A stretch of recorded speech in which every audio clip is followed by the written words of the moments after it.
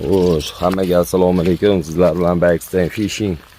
Yomg'irli kunliga qaramay kasallik qursa, suvni bo'yiga keldi. Xo'p, hozir qarmonni otishga harakat qilamiz. Hoppa. Suv ko'payib ketibdi, lekin juda tashkilesda. Ko'ramiz hozir qani qarmonlarni otishlik uchun natijalar bo'lsa video qilamiz. Ko'ramiz, yomg'irli kunlarda yetishadi-yu, yaxshi tushadi deb. Shuni hozir sinab ko'ramiz. Ustimga dajdiviklarni kiyib oldim. Yog'ingarchilik bo'lishini bilib turib. Tak. Birinchi xo'ragimizga non. Yopgan non ilamiz. Yopgan nonlarni kesib oldim. Men yog'mirda kesib yurmaydi.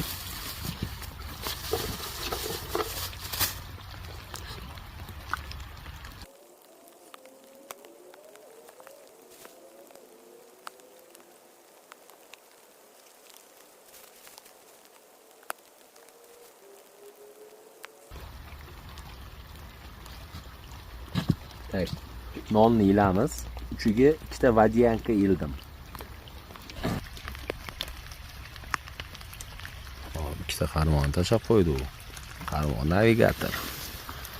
Katta qarmon olib kela olmadi. Shox-shabadalar bor. Shuning uchun kichkina qarmonlarda ikkita qarmon tashab qo'ydi u. Bittasiga mana menga vadiyanka tashadi.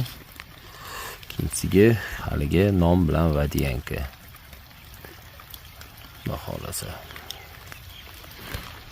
O'zimiz endi o'tirimiz bu yoqda ajdaniyada, xudo xolasa yaxshi natijalar bo'lib qoladi. Yaxshi natijalar bo'lib qolsa, xudo xolasa chotki video qilamiz. Mana qarmoq uchidan sal tortib turibdi deyman. Dingil mayli tortyapti.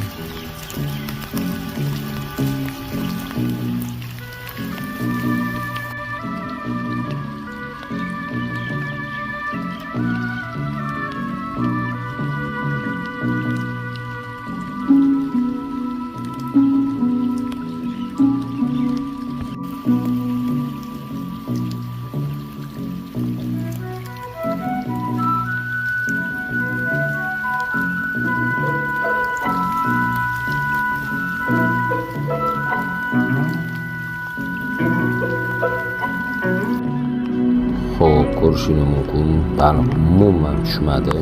Ob-havoni sharoitini etmaganda o'zi asosan bu joylarda yaxshi baliqlar tushardi. Lekin oxirgi payt bilsangiz, Toshkent shaharlarida, Bo'zsuv kanallarida umuman baliq tortmayapti.